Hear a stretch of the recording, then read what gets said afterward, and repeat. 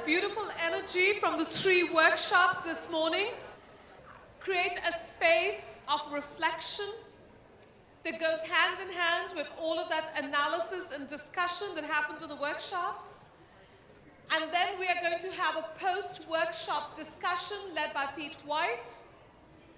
And for us to make that journey, if you will, we have here with us today a very special friend and ally of the Institute on Inequality and Democracy, Funmilola Fagbamila, who was the first scholar activist in residence at the Institute, who is a founding member of Black Lives Matter LA. And some of you, I know, were there at the premiere of a brilliant play, Woke Black Folk, at the Pan-African Film Festival. Today, she is going to share with us a part of that wonderful art, and she is also going to set the stage quite literally for the discussion to follow. So please welcome Funmilola.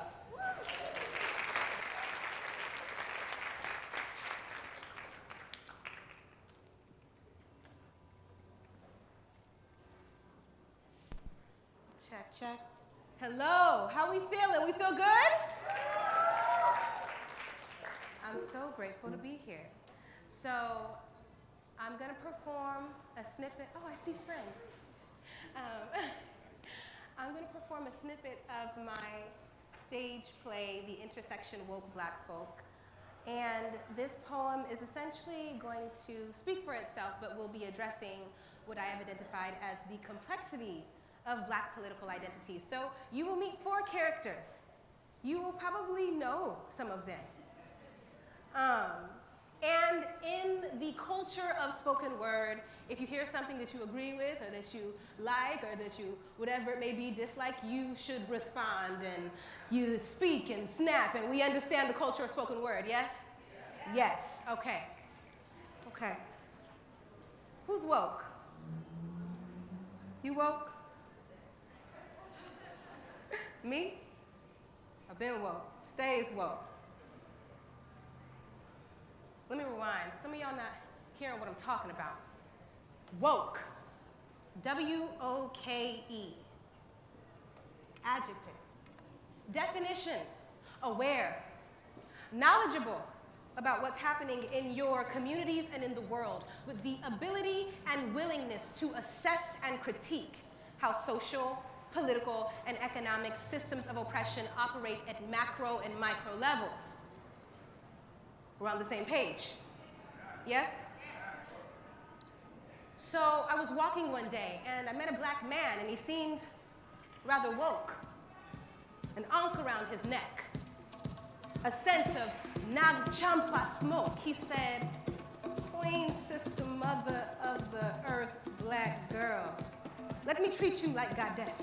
Let me come into your world." Said he's equipped with the knowledge, and he's got all the facts about the stolen history and all the good that came from Blacks. He's talking math and science and physical equations that they claim to have created after pillaging our nations. The Black man say, if we are to win, well, then we have to look within. And really, if we're gonna fight, then first we have to reunite.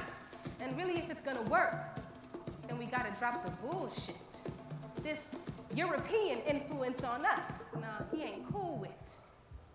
The gays and the queers, homosexual agenda ploy to effeminize the Black male. But no, he never will surrender. Black man, Black woman, Black child. Very simple. See, it's this white feminism always getting in the middle. Said he's annoyed with academics, the obnoxious Black feminist. Well read, very angry, probably needs a therapist. Maybe some green juice as well. Clean out the system. They eating swine and dairy and other foreign organisms. Go in a white man's school to acquire a degree so you can get you some prestige and earn a living salary, but we don't need no recognition from the white boy, you see. This man believes entirely in African divinity. I say, okay, black man, but really, what you trying to say? He said that he's woke and he's willing and wants freedom for black people today. I say, okay, and I keep walking. And I keep walking. Then I come across a black woman reading book. She says to me, gender binaries are an illusion and patriarchy is a crook. Says she looks forward to the day when all black lives will matter, including queer and trans and those deemed unworthy of chatter, no conversation about the plight of those who remain invisible, like black women and girls and those for whom a gendered category is simply inapplicable. She's fed up, tired of explaining all the time why her sexuality is not aligned with your feminine divine. She tells me, look, how are black people to prevail when we are ideologically trapped in this damn hotep hell, reproducing the very systems that once stripped us of humanity? Fake deeps, the epitome of anti-intellectuality. She sighs from exhaustion, then returns to her book, then says her dissertation looks at how black patriarchy cooks up the intraracial conflict that impedes liberation. And if we could just deal with complexity, that'd be means for celebration. She takes a sip from her mug, then proceeds to explain, that it's very important that we as black people in academia speak and write in ways that are accessible to black people outside of these spaces. We must fully reject any form of academic elitist exclusivity. And further, we must acknowledge that the differentiation of radical alterities is conducive to the conceptual logic of a truly advantageous and inclusive black liberatory praxis. I say, okay. But really, black woman, what you trying to say? Said that she's woke and she's willing and wants freedom for black people today. I say, okay, and I keep walking.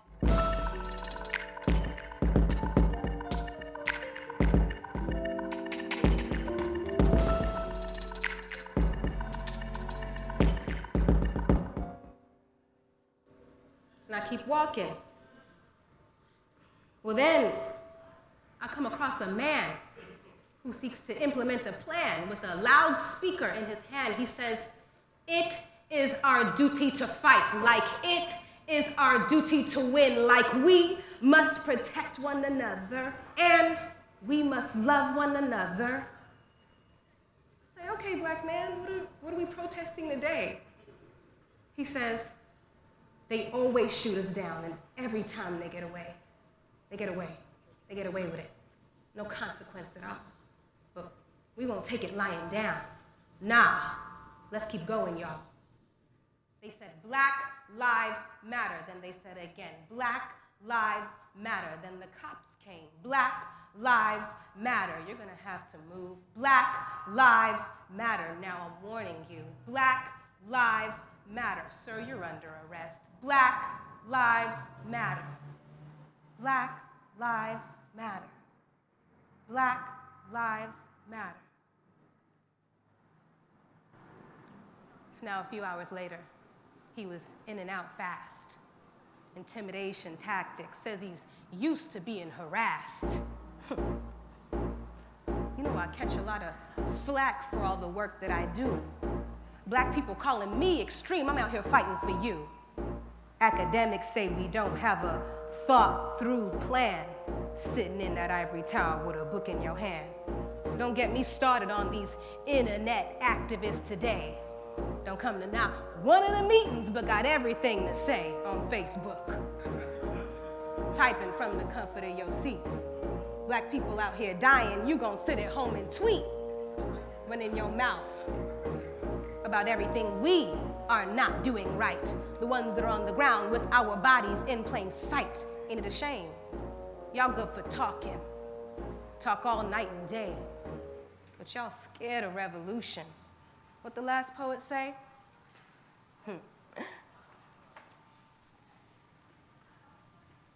And I keep walking.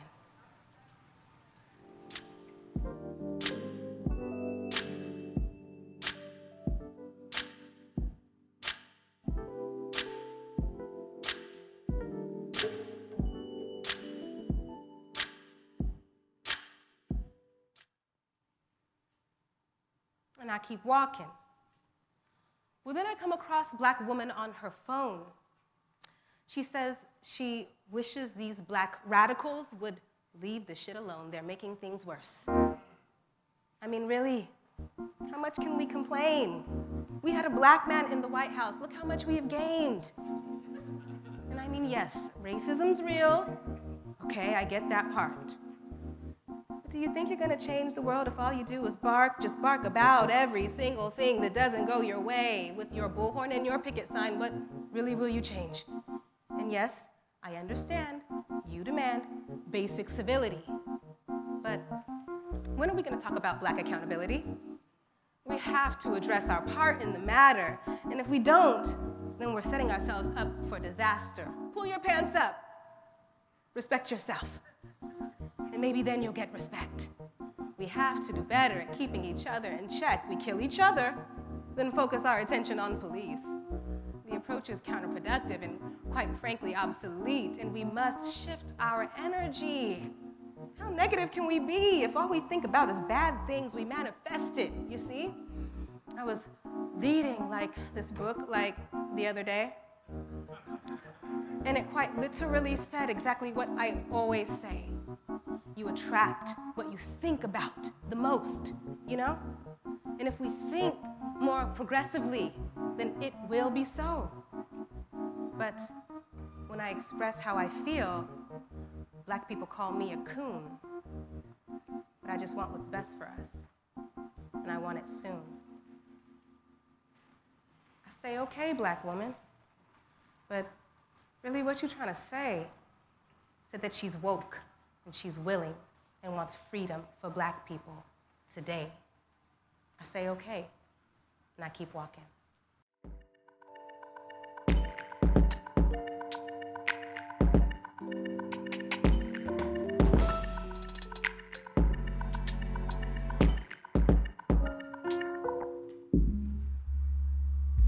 And I keep walking. So, I took you on a trip with me. We met 4 black folks with 4 different ways of thinking. They all call themselves woke. Who's really woke? Character 1, with a juice the color green, and a politic that demeans those he doesn't see as kings and queens. Or character 2, the academic, who speaks up for the ones most invisible, but speaks in a language we can't all understand, an excess of syllables. Or character 3, the activist, always on the front line, but criticizes those who resist online. Or character 4, respectability politicking for sure, but still wants us to be all right. How will these 4 people unite? That's what it takes. No one cast away, nobody left behind, not even the most problematic kind. See, we cannot reproduce the force that tried to kill us off. Because if we do, I'm telling you, we'll have to pay a real cost. Look, what I'm saying is quite simple. We cannot throw each other away. We are complex and conflicted, often stuck in our ways. But regardless of all that, we're absolutely here to stay. So let's teach one another and be open to receive, because we really need each other. This is a fact, guaranteed. Thank you.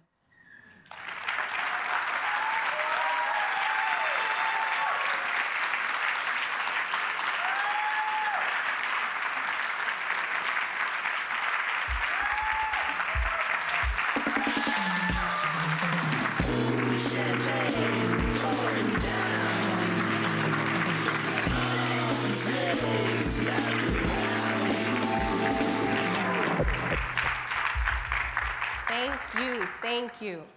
So, can we talk for a second? Can we, because it was a lot. Can we just decompress now? Do we know any of those characters? Like, in your personal life, do you know any of those characters? Yeah, you do? Why did I write this piece about the different political ideologies that are articulated through Black people in a modern time? because I saw it around me in my communities. I just want to take a few minutes to kind of talk about why I wrote this piece, and ask questions, and ask if you all have any questions, which I'll ask in a second. But essentially, I wrote this piece because I know all of those characters very personally, and they are in my communities. I'm in all of those communities. You know the first character, the kind of what we could identify as an Afrocentric, cultural nationalist, masculinist type of politic that shows up in these Black nationalist circles, et cetera, these kind of cultural Afrocentric nationalist circles. And there's a kind of masculinist ideology that then shows up, right? And then we understand how that oftentimes is translated into a type of rejection of any conversation about the complexity of gender or queer identity as some type of European concept that is not inherently a conversation for Black or African people. So there's that. And then you have the radical Black feminist academic who's just like, listen, I'm not about to do that with y'all. I'm not about to do this homophobia. I'm just not gonna do it. I'm not gonna do your patriarchy. I'm not gonna do it. I'm not gonna do your white supremacist capitalism. I'm not gonna do it. And is going to critique it with her scholarship, and is going to use all of the swords that she has, which is her pedagogy and her tools and her big words that maybe those in her community, she can possibly use it as a weapon. Even though it is supposed to be a liberatory tool, that we use our information, we use our study as a tool to liberate rather than to weaponize our knowledge and speak in a way that our communities can't even hear because they don't even have the opportunity to be in dialogue with us because maybe they can't even hear us. Because academic jargon, of course, is a language in and of itself, and that if you are not part of that community, you cannot hear it. We understand this, yes. The third character, of course, would be identified as, and so you only met him a little bit, but hopefully you all will see the full play in the future. He is very much a radical anti-capitalist thinker, okay? What we could identify, right, as what we could identify, what has been identified as radical. He is very much not about the talking, more about the walking. Doesn't appreciate all of the dialogues and all of the, what are we gonna do? What are we gonna do? How are we gonna move? How are we gonna use our bodies to shift this, right? And is very critical of those who are not engaging in that type of physical, what he identifies as grassroots, boots on the ground activism. And of course, he's not appreciative of that fourth character.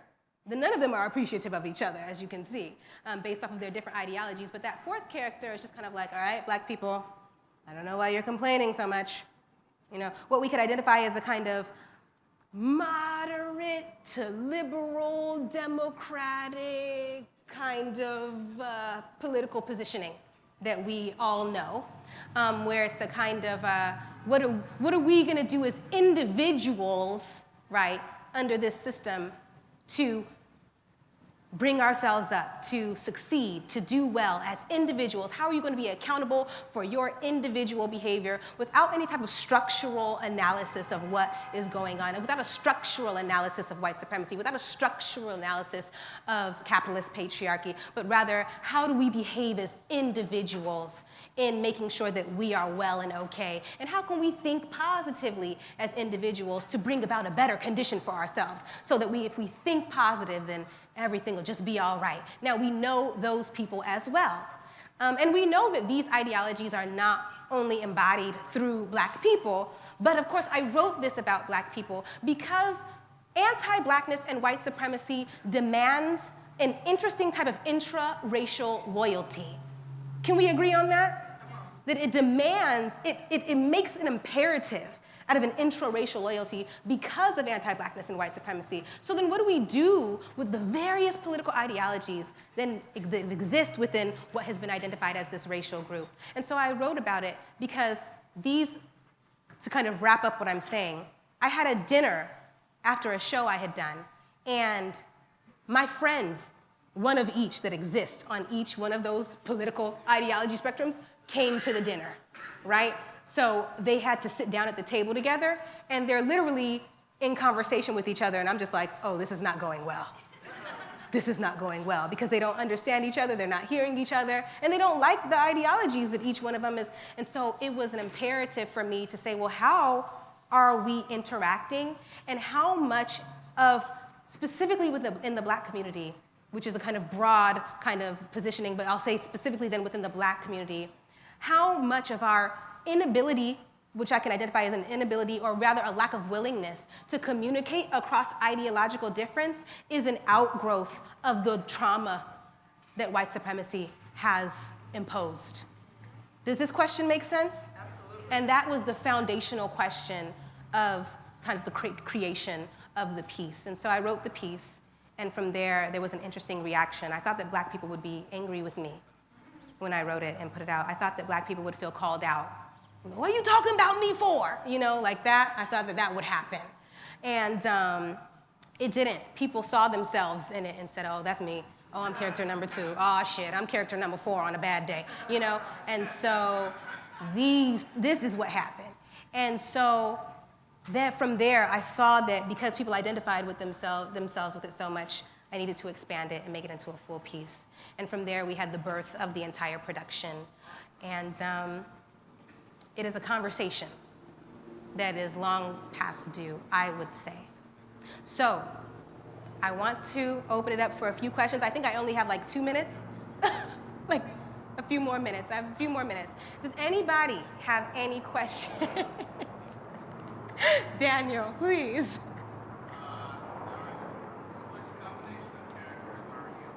Why is this always the first question? What is the problem? Everybody wants to know who I am. He said, which combination of characters are you? Listen, the fact that I am able to create the characters means that I understand all of them. It doesn't necessarily mean that I am all of them, but I fully understand all of them and appreciate all of them for what they have to contribute. You're an instigator, Daniel. I would say that if I had to answer that question, that I would say that I'm all of them. That I'm all of them. And really, I think that each character offers something significant, and each character is fully up for critique for their shortcoming in an ideological assessment, right? And so I would say that it's not an either-or situation. I don't view any of the characters as good or bad or right or wrong. I view them as complex, which Black people have not been offered historically because of the project of white supremacy. So they are complex, and I know them well. I'll say that. I know them. I know them. Any other questions? I think we have yeah. I'll stand on the shoulders of Councilman Daniel Lee of Culver City's question. He just got elected to the Culver City Council, by the way. Let's give it up right here. After 100 years, we finally have an African American in Culver City, which is a couple of miles up the road here. Here's how I'm literally draw on that question. And that is, I hear how you responded. Are there times in your life where you have been one and then the other, and the other, and the other? I've certainly gone through phases. I'm over here. We go through stages politically within our ideology, and yes, there have been times where I've leaned more toward the first character early on in what could be identified as kind of like my political studying, right? In terms of leaning into how do we address this anti-Blackness, this world that we live in. So yes, I want to say like early on in this kind of, in this effort to educate myself by myself, and not even necessarily through within schools or within an educational institution, just my own efforts to educate myself. I would say that I was leaning toward the first character, and then, you know, you get kicked into grad school, and all of a sudden you become the second character. And you're a radical Black feminist academic who's gonna check anybody on their patriarchy quick, right? And so I realized that those two people couldn't even be in conversation with one another. So it's huge that we make people accountable for their behaviors that are harmful and hurtful to people. That is absolutely mandatory. But I laugh at the idea that we think that we're not going to have to be in communication with people that we disagree with, especially people that even have somewhat of a similar type of goal as you, even if your political ideology is very much different. Does this make sense? And so essentially, I would say that, and then yes, when we began the process of creating Black Lives Matter here in Los Angeles, after Trayvon Martin's murderer was acquitted, I was the third character. And I was just like, all of y'all are some sellouts at home Facebooking. We're on these streets. Where are you? We're on these streets. And I was judging everybody. And I would have been judging myself for being here at a conference, right? I would have been judging myself about it. But I understand after like sifting through all of these ideologies. Now the fourth character, she's a little too much. No, I mean, but then of course there are some aspects of her that I identify with, you know? Sometimes you don't feel like a radical. Sometimes you just feel like you just want to have a snack and just sit down. You don't want to talk about white supremacy today. And so, and that's her. She's like, I don't feel like it today. Oh, yes. So now we understand the complexities and the judging, and we're holding people accountable. So Yes. Dr. Joy DeGraw-Larry talks about, the Stevens and the Stephanies. Those are the ones who are going to get the jobs. They may even become the city council person. So how do we then move and change the paradigm shift so that more so than holding people accountable and the judgments, now we're going to change the paradigm shift so that we're actually going to be changing policies and making decisions that are actually going to empower us as a people. How do we move that paradigm? I think doing exactly what we're doing here at this conference.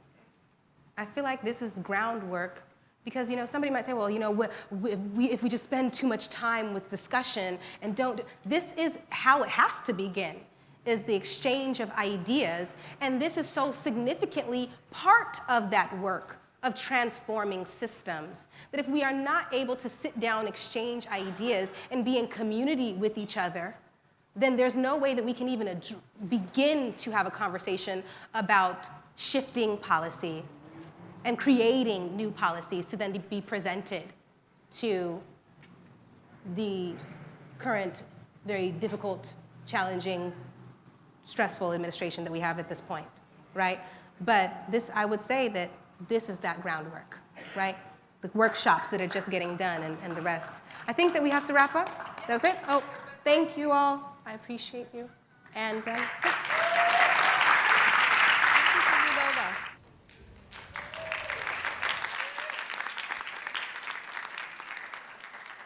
So as we begin to wrap up this day and a half, I want to start out by taking this opportunity to say a few thank yous.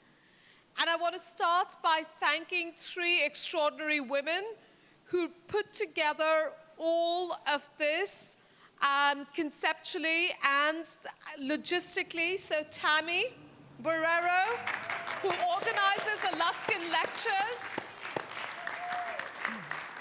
Christy Barrera at the Institute on Inequality and Democracy. And Jocelyn Gihama, also at the Institute on Inequality and Democracy.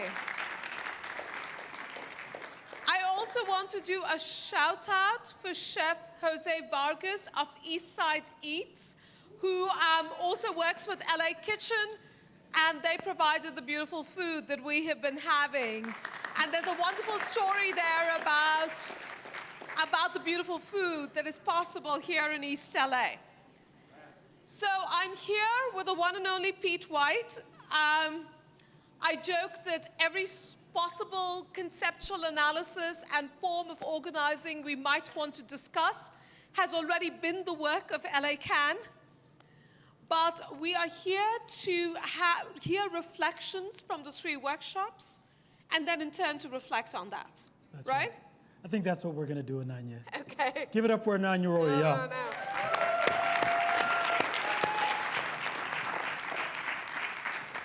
So we'd like folks from each of the workshops to come to the front and say a little bit about some key findings and key ideas that have come out of each workshop. And we're going to start with the Freedom is a Place workshop. Oh, all right. Is workshop B ready? Yes, Tia? All right. And introduce yourself, and then start it. Thank you. I can make this as quick as I can. My name is Tia Kuntz. I'm a researcher at the UCLA Labor Center and had the great privilege of helping to facilitate workshop B, which was Pay for Freedom, Work for Free. And then there was a subcolon and an additional set of text. But we had 3 breakout sessions. Those 3 sessions dealt first with racial disparities of policing with a series of really sophisticated maps produced by $1 Million Hoods, as well as by our friends in the Bay Area, the EBCLC, and a group of organizations working there to eradicate local San Francisco probation fees and fines, and other things that disproportionately impact communities of color in the Bay Area. We also had a session addressing debt specifically. The framing was provided by Debt Collective, which organizes people who are victims of wealth extraction across different forms that occurs. So medical debt being one of them, student debt being another, and treats debtors as organizable, and treats debt as something which is a systematic form of wealth extraction from poor people in communities of color. So that was a really neat framing to talk about probation fees and fines, to talk about criminal justice fees and fines, and to talk about bail and bail reform. And then finally, we had a session that addresses the extraction of labor from poor people and people of color through the criminal justice system. So I'm referring to coerced labor, community service, which is not even paid. That is free labor that a judge can sentence you to, or can be in lieu of jail, or in lieu of paying fees and fines, or in addition to those things. So we presented data that analyzes where people are performing that community service, what types of occupations those folks might be displacing. They are providing that free labor, oftentimes for example, Caltrans or local county and city agencies, and the labor that they're providing used to be, or at a different time, was performed by a unionized workforce.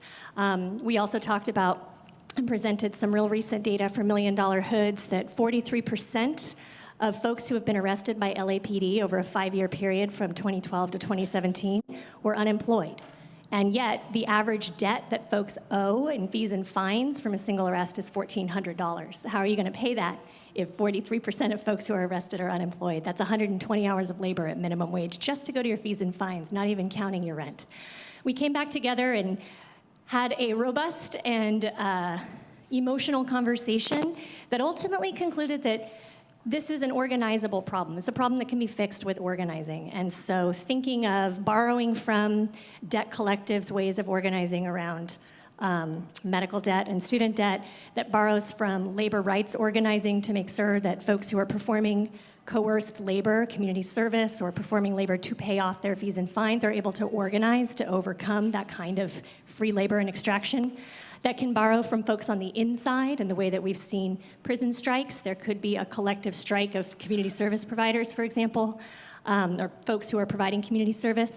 But mostly what we talked about is the need to keep in contact with one another. So universally, the room really demanded a full day dive so that we're not all so exhausted spending time learning about each other's data, learning about each other's organizational commitments and priorities, and also the need to have members present for that conversation, that this is not a conversation that's going to go anywhere if it's just academics holding it or just policy people holding it or even just activists holding it, but rather a membership-based and a member-led movement. So that's where we left it. I invite anybody in the room who was there to critique or contribute to my very brief analysis of our conversation this morning, which again was robust and emotional, and I'm really, really grateful to the Luskin School, as well as to our graduate student researchers, as well as to our undergrad volunteers who helped to keep our time and yell at us when we were staying too long at all of our stations.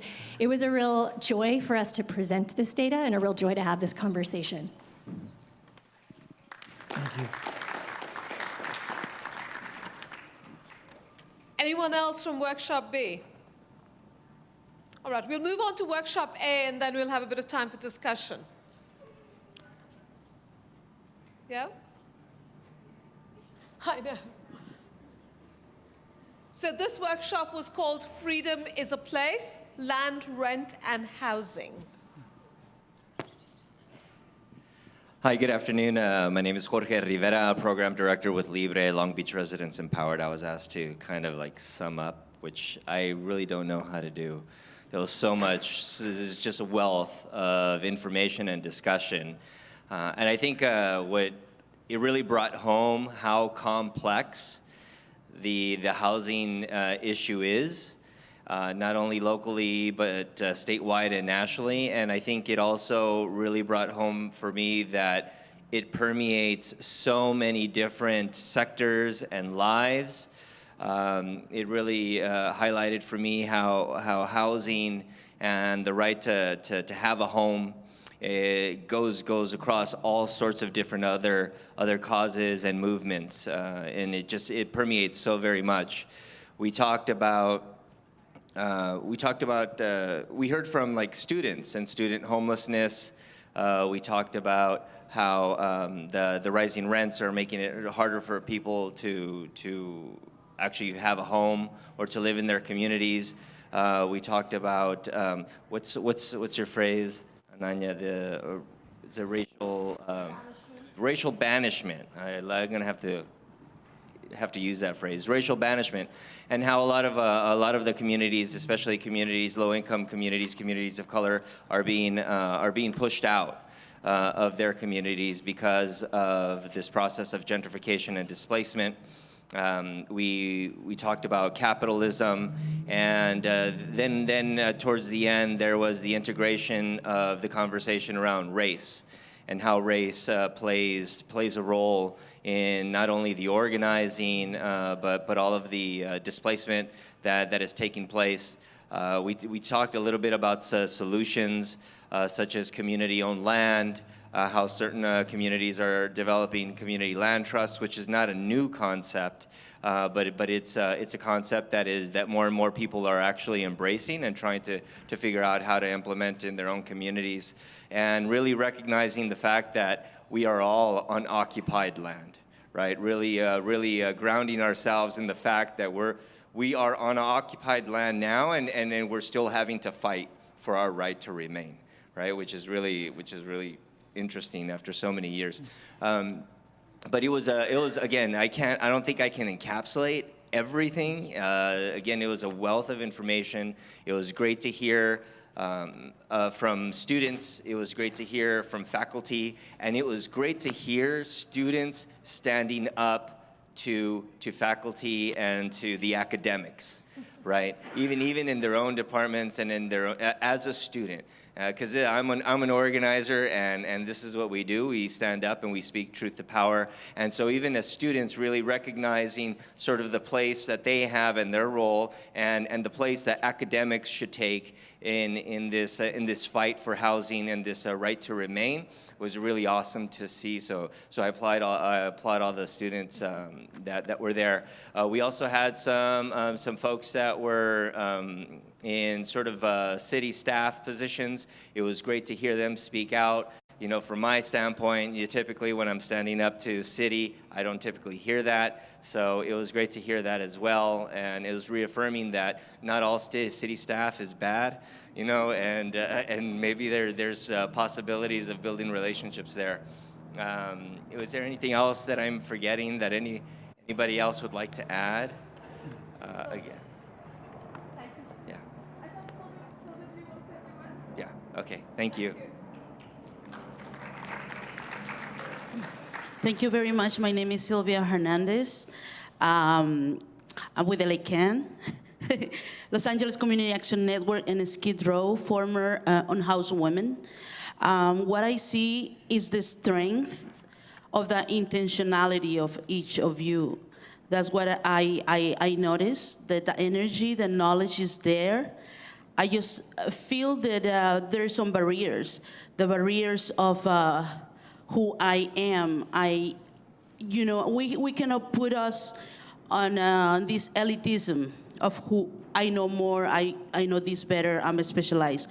I think we have the strength right now, and we have to take advantage. All of us, we are conscious about what is happening. There's more intention also, you know, on those elites that we know, on this environment. And I'm going with this because if we understand that the 9% of the population is African American, and you find 57% of black women on the street, I don't know what to say. Thank you very much.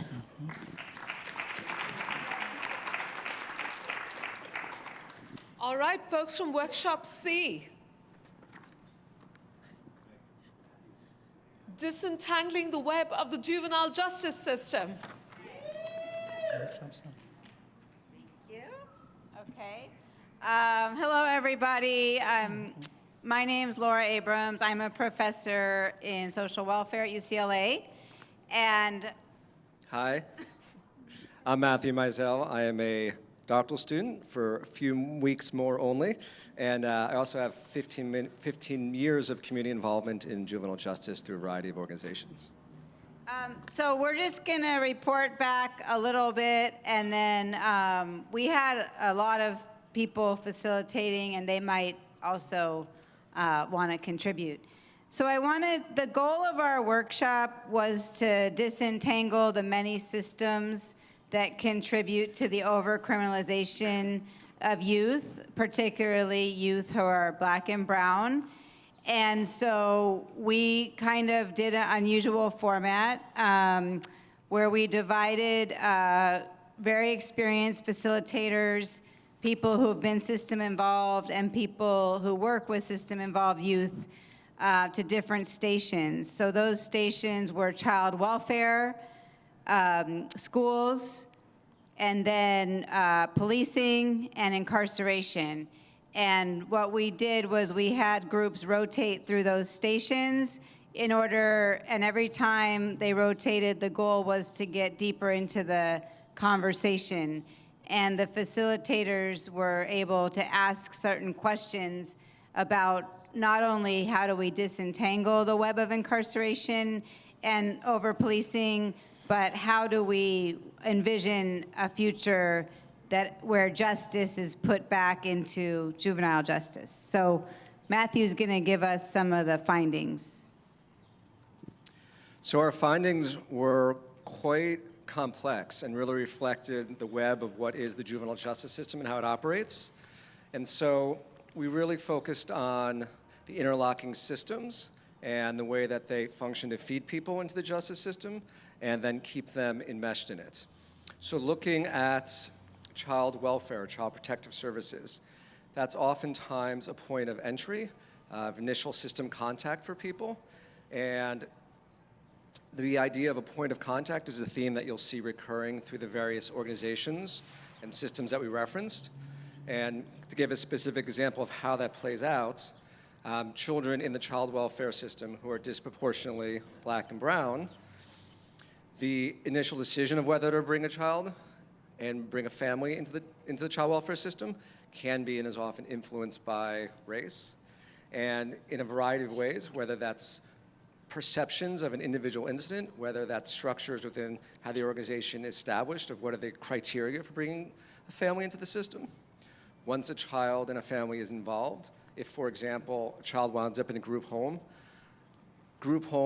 some group homes will use the police as a form of, in essence, regulating the group home. Meaning if a child does not comply with orders, and I use the word comply very loadedly, comply with instructions or what's meant to happen, the police can and oftentimes will be called, establishing a record for a child, getting them involved in the justice system. In the schooling, I'm guessing many of us are familiar with the term the school-to-prison pipeline. What that basically references is schools, through disciplinary practices, are disproportionately involving black and brown youth in the justice system. And in particular, as opposed to handling discipline in the school, they're also outsourcing that to police and to courts. So for example, many schools have school resource officers. And school resource officers, when present, will be more likely to be involved in disciplinary matters and more likely to be involved in bringing a kid into the justice system and giving them a record. Moving past into policing and community surveillance, many different ideas were discussed. Among them were forming a new concept of what public safety means and how we strive for public safety. And again, the concept of a point of contact was very, very important. What are the decisions made when the police interact with people, and particularly black and brown people? And then finally, looking at the incarceration and probation systems, these are kind of the final part of the net. Once you're in, they often work to keep you involved. Most famously recently in the case of Meek Mill in Philadelphia, but once you have a case, once you're on probation, it becomes very difficult to get off of probation. And so together, these systems all work, and youth are fed back and forth through each of them to keep them involved in the justice system. So, yeah, just one common theme throughout was shifting resources from law enforcement to families and communities. And also the idea that we have to dismantle the systems of white supremacy if we're going to make a difference for youth of color, particularly in Los Angeles. So we invite folks to add on if.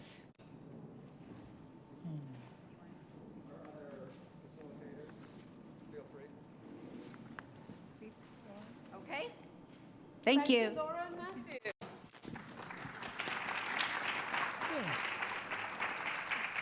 So I think it works, yeah. Both mics? Both mics work. So let's just switch gears a little bit. So I guess our role at this point is to facilitate a conversation, make conversation easy across all groups. But being really intentional when we're speaking, talking about things that people are willing to do moving forward, right? I'm loving this crowd here because this is the action crowd. This is the crowd that stayed after lunch and was like down for the get down. And so we want to talk about, right, what are the intersections, but more importantly, what you are willing to do. And I'll start, right? It's interesting. So over the last couple of days, the word freedom continues to ring, right? Freedom dreams, freedom land, right? And when I went home last night, I was thinking about, so who are those folks who sort of have informed my thinking around the word freedom? One person, James Baldwin, right? And then the next, Frederick Douglass. And so this is what Baldwin said about freedom, right? Freedom is not something that anybody can be given. Freedom is something people take. And people are as free as they want to be, right? And so just this idea of just sitting around talking about waiting on freedom to come, it's never going to come, right? Unless we muscle up, disrupt, and take it, right? Then the other person is Frederick Douglass, who many folks didn't know, abolitionist, speaker, teacher, was also a preacher, right?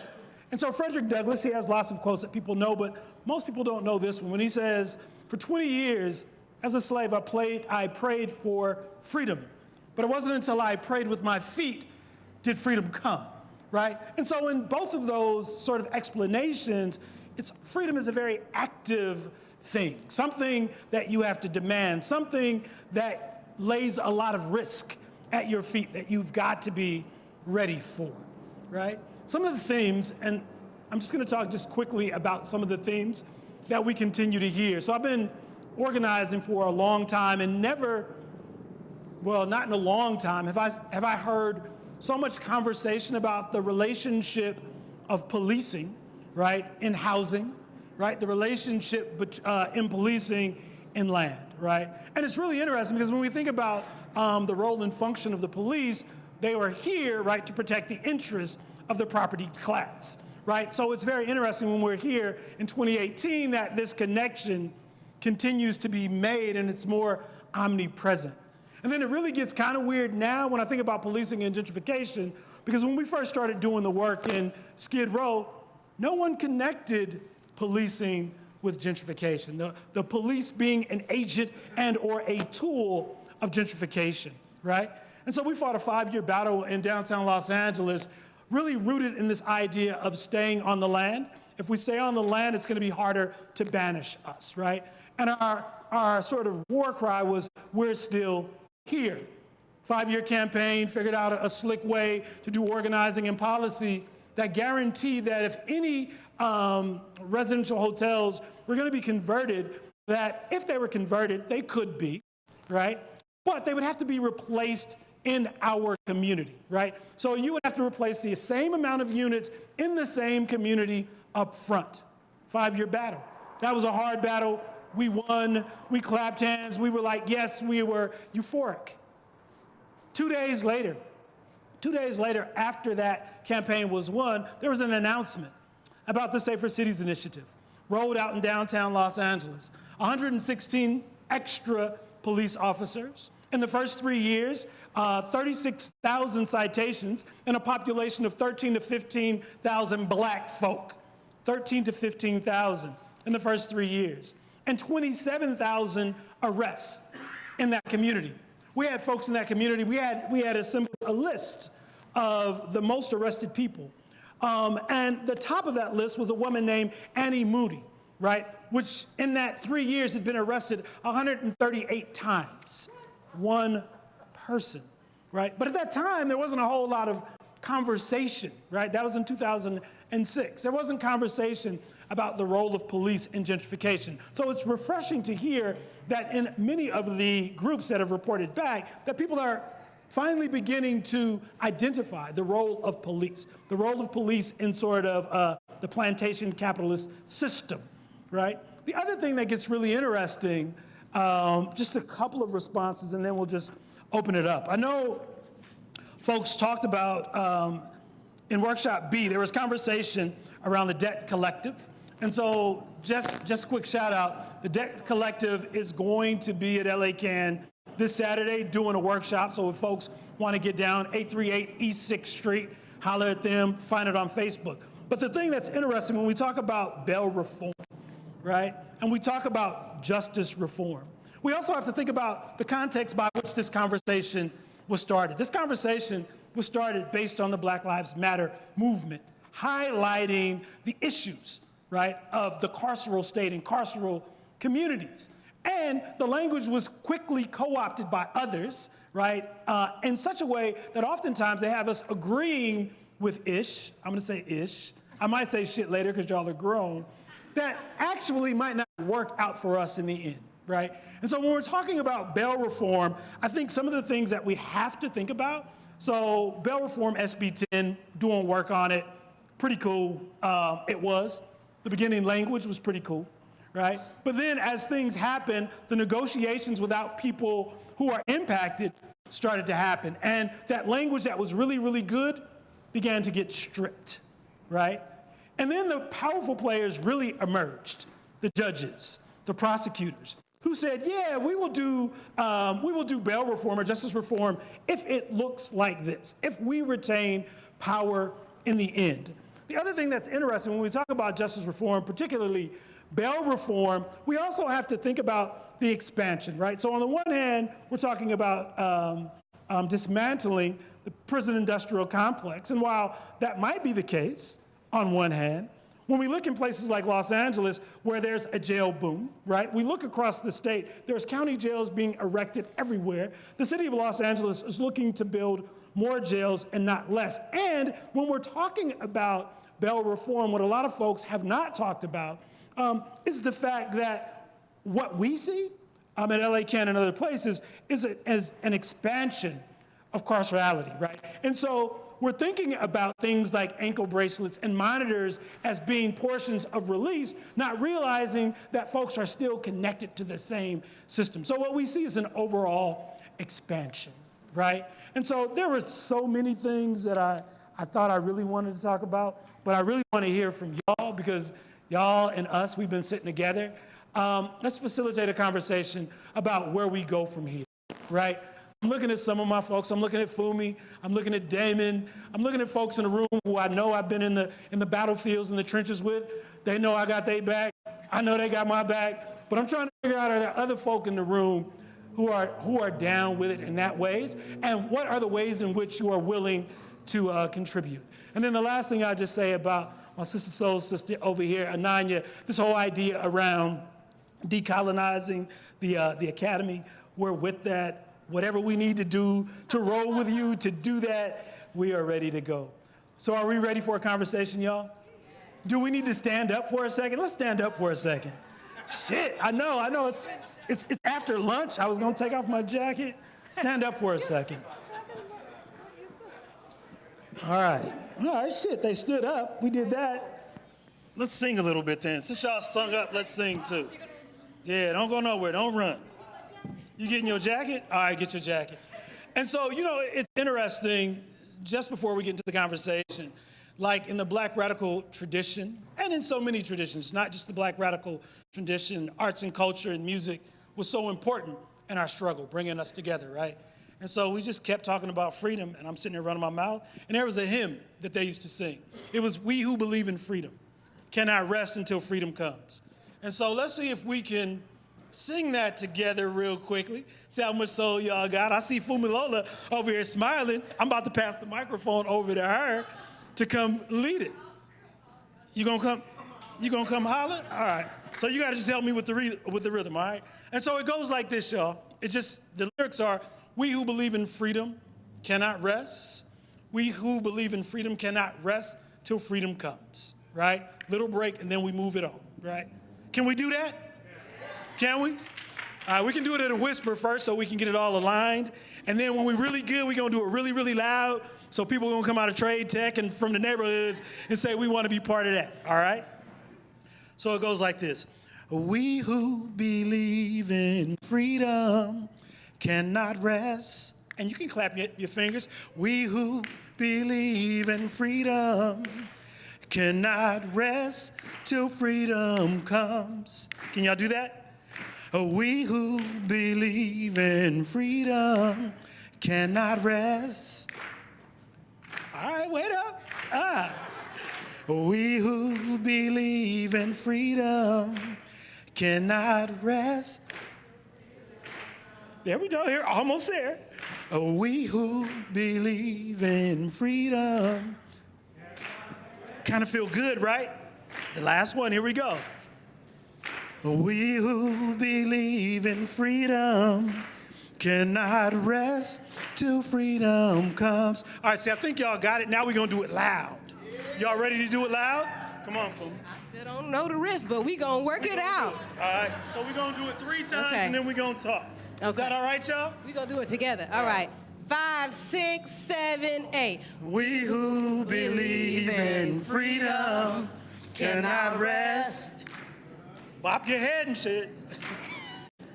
"We who believe in freedom cannot rest till freedom comes." Sing. "We who believe in freedom cannot rest." Okay. One time. "We who believe in freedom cannot rest till freedom comes." One more time. Sing. "We who believe in freedom cannot rest." They're harmonizing up here now, y'all. Harmonize. One time. We who believe in freedom cannot rest till freedom comes. Yes. Freedom. Yo, yo, yo, if we can sing together, if we can eat together, we can fight together. Let's talk about it. Back to you. Oh. Back to you. We're co-moderating. Your turn. Who would like to speak? How do we fight together? Not all at once. I know. No, exactly. Don't be scared, not all at once. We can walk the mic around. Uh-oh, there's a question. Or a pont.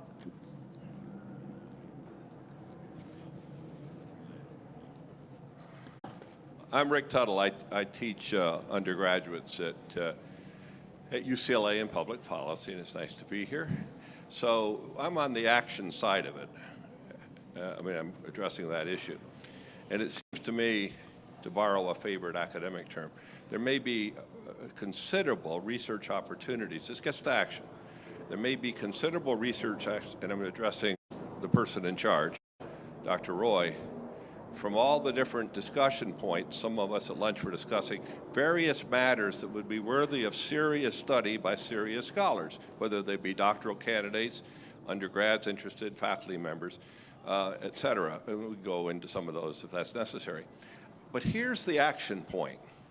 It strikes me in terms of the racial component to the evictions that are taking place. There may be relief in court, either Superior Court with a liberal progressive judge or federal court here in this circuit, one of Barbara Boxer's appointees, for example, might be relief if the research is done for documentation on these matters that would convince the court and then the appeals court that there's racial discrimination under the Rumford Fair Housing Act. I'm not talking about the 1968 Civil Rights Act, which has very few teeth, but the Rumford Act, which was reinstated by the court after Proposition 14, might provide relief.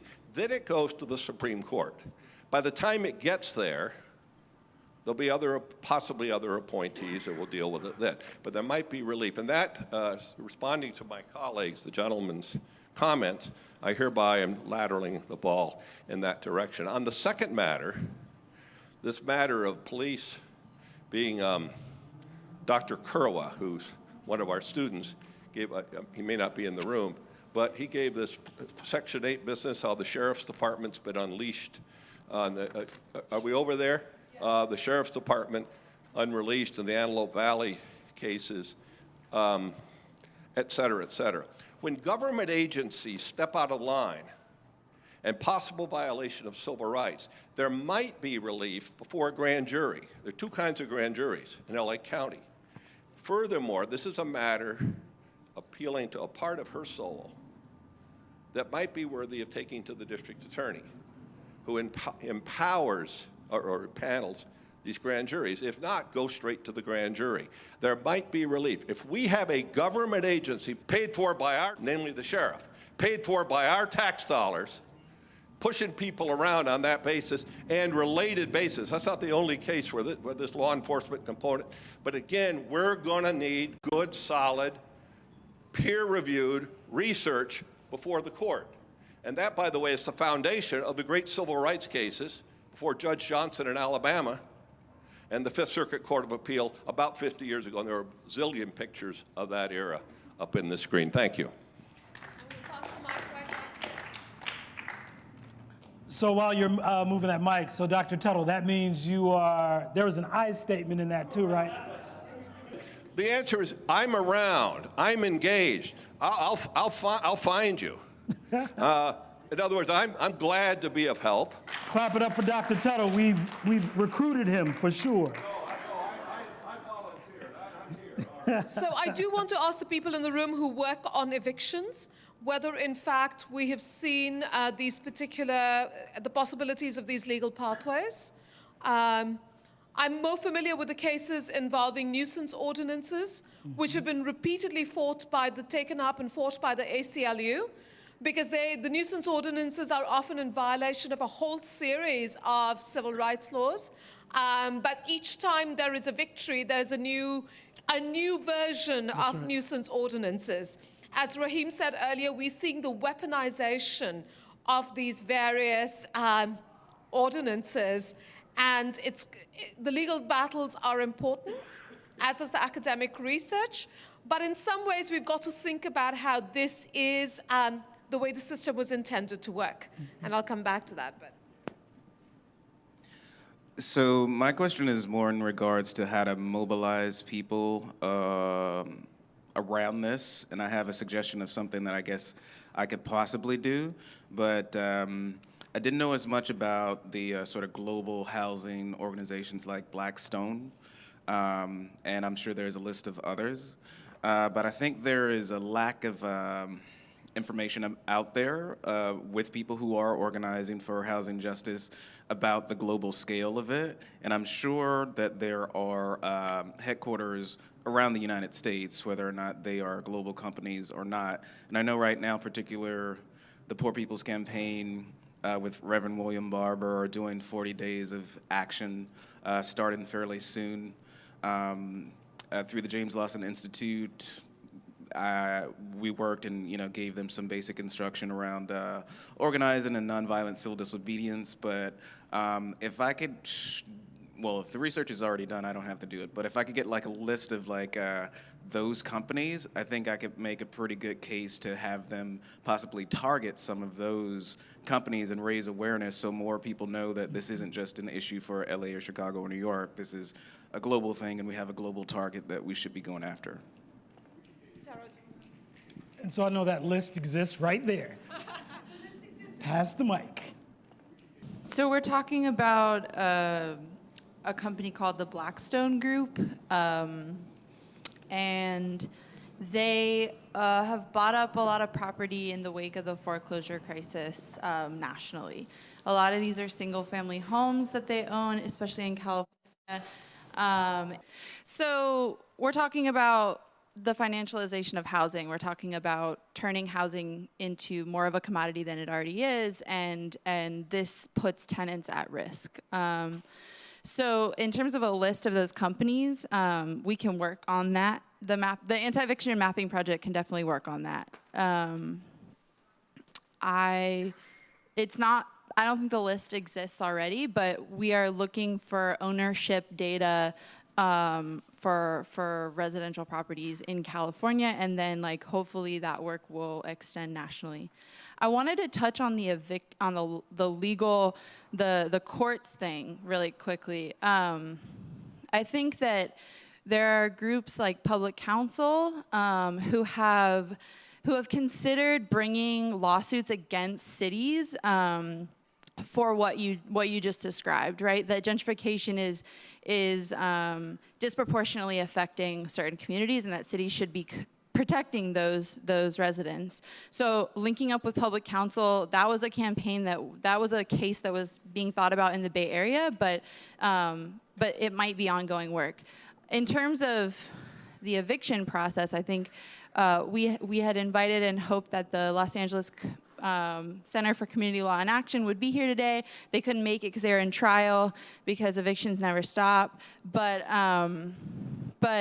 I think we really need to look at the eviction legal process. The fact that a landlord can just perpetually evict a tenant, and it's a form of harassment. Even if you go to court, even if you have a lawyer and you stand up to your landlord and you say, you can't evict me, or you come up with all these reasons why it's not a legal eviction. As soon as the case is over, the landlord can drag you back into court and do that over and over and over again. And for them, it's just part of the cost of doing business to get tenants out. So I think addressing the courts could be a tool, but right now the eviction process is really, really flawed, and something that I would like to look at using those I statements. I'm going to take it to Suzette. I'm going to walk over to Suzette, but I wanted to say that at the Housing Justice Workshop, on behalf of the Institute, I said that we are committed to working on research and analysis that exposes the structure of global corporate landlordism here in Los Angeles, right? And we can only do that through forms of research that are in partnership with many movements and organizations. But we've got to expose these structures of ownership, of extraction, of expropriation, as we need to keep telling the stories of the lived experience of evictions. So we only have those partial lists, but this is the sort of work that university-based research can do in partnership with movements and in partnership with organizations like Urban Habitat. I also want to say that one of the things that was striking me listening to the three presentations is how problems that didn't seem to be organizable, I'm using Tia's phrase here, what becomes an organizable problem, right? We didn't think that debt was an organizable problem. Maybe 10 years ago, we wouldn't have thought tenancy was an organizable problem. So we now, in fact, can think about certain forms of collective action. So, of course, the possibilities of legal struggle, but other forms of struggle that see these not just as individualized battles, but as mass action, class action suits, right? So we had, you said what, 138 arrests? 138 times one person was arrested? Yes. Right? And I put that together with the statistic that Tara gave us of one landlord in San Francisco in a matter of 5 years issued 4,000 eviction notices to his tenants, right? And the intensity of these things also lend themselves to mass organizing. So these are not the sort of mass evictions I'm used to in India, where a community of 50,000 are evicted overnight. But there's a mass quality to this in a different way that we've got to mobilize. Yes, thank you. So in addition to raising the conversation in regards to the disparities in Black and Brown communities, I wanted to also raise and address the issue in relations to elder, middle-aged elder communities, the aging populations, which are being hugely impacted. Not just locally, these are national, these are global issues of, like say reverse mortgages, of how people are going into communities where people are on fixed incomes, where people are barely getting by, we're blaming them for not pulling themselves up by their bootstraps, all while they're actually trying to pay for medications, go to medical appointments, keep roof overhead, buy food, on and on these very, very low minimum dollars that they have coming in, which hence is then leading to our huge disparities of demographics being displaced into Skid Row, displaced into homelessness and poverty, and where then there's a 20-year less age, people tend to die 20 years younger when actually living in poverty and homelessness, and that's just something to consider. Thanks. Others. In the back, anyone in the back? Just as one possible suggestion for kind of cross-sectional kind of organizing. Hi, my name's Dave Shukla. One suggestion for cross-sectional kind of organizing would be in this city, actually a lot of cities, there is a new way of having your electric bill serviced with the Clean Power Alliance. And they're going to have a lot of money to start addressing structural problems. I mean, I'm hearing people from city governments wanting to do things. That's fantastic.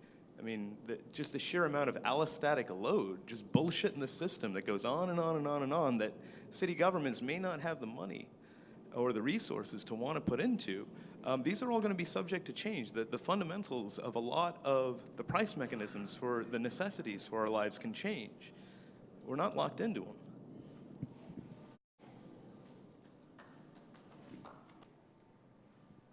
I'm Kathleen Yasuda from here at Trade Tech. I'm Department Chair of Labor Studies and Community Planning and Economic Development. I just want to brag a little bit about what we're doing here at Trade Tech. We have a Promise Zone, Slate Z, which is all about bringing everybody together. Transportation, education, all the different community groups and trying to bring them together. Now, we're just starting out and we're working on it, but I think that's what, at least in our workshop, came together that we all need to work together because everybody's doing a little piece of things. We need to work together. The other thing I wanted to say about Trade Tech, we're what used to be called vocational education. We teach people how to do things. You guys at UCLA are all about research and and absolutely necessary, but we teach people how to do things. So in our community development plan and labor studies, it's not about the theory of anything. It's about, okay, so how do you put together a plan? Where do you look for money to start a nonprofit? How do you organize people? How do you use research? And how do you collect research? So we're a lot about taking people from their communities and giving them the tools of how to access power and to organize. So, send folks to us. We should all work together, I think. It's great. And we got Larry Frank, who's from UCLA. So, I think it's a natural, and hopefully, I'm going to hire Manuel Criollo, if you don't go to graduate school, over in our program. So, yeah. Thank you, Kathleen. I wanted to say that Kathleen so generously welcomed us to LA Trade Tech, and we are very, very excited to be able to think across the urban planning program at UCLA and community planning here at LA Trade Tech. We really need to build those alliances. I'm going to hand this back to Pete. I have my own. Oh, you have your own? Why do I keep giving I don't know. I have you my don't own. I have need my own. amplification. At all. And so I guess we're going to try to wrap it up in the next few minutes.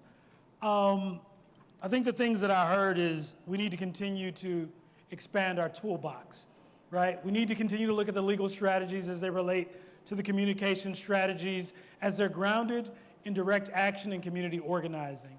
It also sounds to me like there's a value in convening. There's a value in meeting, bringing together people from different expertises and disciplines to have this conversation. And more importantly, when we talk about discipline and expertise, really looking and recognizing communities as experts in what they do, right? When we look at sort of ourselves, if we look at the epistemologies of community, that we're owners of truth, data, knowledge, right? And have a lot to offer these bigger conversations. And so for me, these convenings are very important as we decolonize the academy, as we look across the aisle for partners to help us move toward that very active freedom that Baldwin, Douglass, Harriet Tubman, and that list goes on, sort of laid their lives out and for. Yeah. Yeah. Yeah. And it's always fun being able to do it with a 9-year-old. So many of you have heard me say that when I came to LA 2.5 years ago, I decided that I had to become a student all over again, particularly to learn about the incredible history of organizing in this city. And the first person I approached was Pete, and he has been a very generous and inspiring mentor and teacher. And the Institute on Inequality and Democracy wouldn't exist in its current form and shape without the mentorship of Pete White and Gilda Haas. So I have 3 closing points. One, we haven't talked much about academic freedom, but academia is one place that enjoys this unique privilege called academic freedom, though I often joke that academics don't know what to do with it and we don't deserve academic freedom. But when I think about academic freedom, I think about the writings of Stefano Harney and Fred Moten in that beautiful book, The Undercommons, where they call not for the role of the subversive intellectual or even the critical intellectual so much as the disruptive, right? They're interested in forms of research and knowledge that disrupt the status quo. And I think it's really crucial for us to think about disruption. We heard a lot about that in our workshop today, particularly from organizers, grassroots organizers, who have to constantly whitewash their organizing tactics. They've got to smile, they've got to act nice, they've got to be all happy. This is the equivalent of all poor women in poverty in the third world who always have to smile when posing for photos and be grateful and sweet and nice, rather than being angry. So I want to think about academic freedom in relation to rage and disruption and what that might do for us. And it's really important then to think also about how that solidarity is built with movements that are in a life and death struggle for their communities.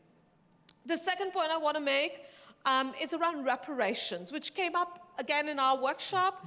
Manuel made that the theme of his talk last evening around educational reparations.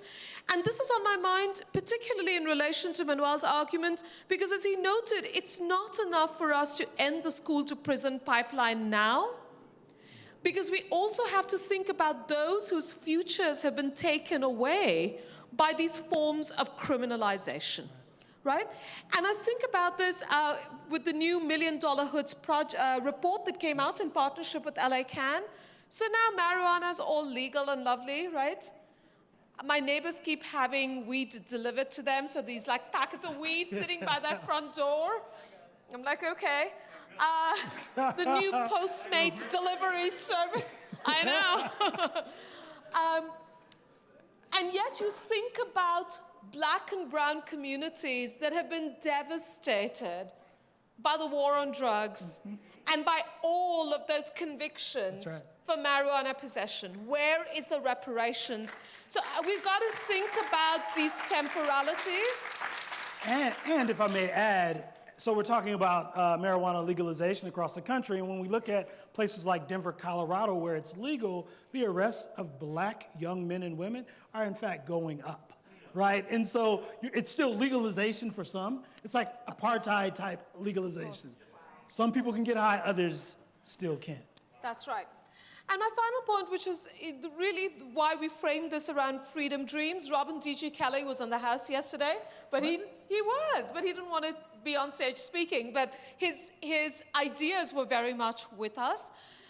But a lot of this comes out of a provocation in black geographies and black feminist geographies in particular, and I'm thinking about the writings of Clyde Woods, and Clyde Woods really asking us as academics and as researchers based in many communities of inquiry to think beyond death. That while we need to document and analyze death and dispossession, Woods asked, is there life after death? And he asked whether our tools of analysis and research have become such that they're only used for autopsy, right? Or can they in fact do something else? And I'd like to believe it can do something else. So in fact, part of the work going forward, I think, is for us to make real certain freedom dreams, certain ways of organizing. Each has its flaws, each has its limitations, but we've got to make some of these ideas real. And as Gilda reminded us, these are not new ideas. That's right. They're old ones, but we've got to renew them. So I wanted to also just give a shout out to the work of Ivan, would you wave? Who is activist in residence at the Asian American Studies Center this year in partnership with the Institute, and her work is on mapping the solidarity economy in Los Angeles. I'm thinking about the lost histories of black co-ops, Asian American mutual aid, but a way for us to envision solidarity economies in the future. So I'm quite insistent that we can combine history and hope. I think you're right. Yeah? And that is the work we look forward to doing, and we know that we will do this together. Yes, Thank we you, Bea. will. Thank you, everyone, for coming. Thank you. It is good.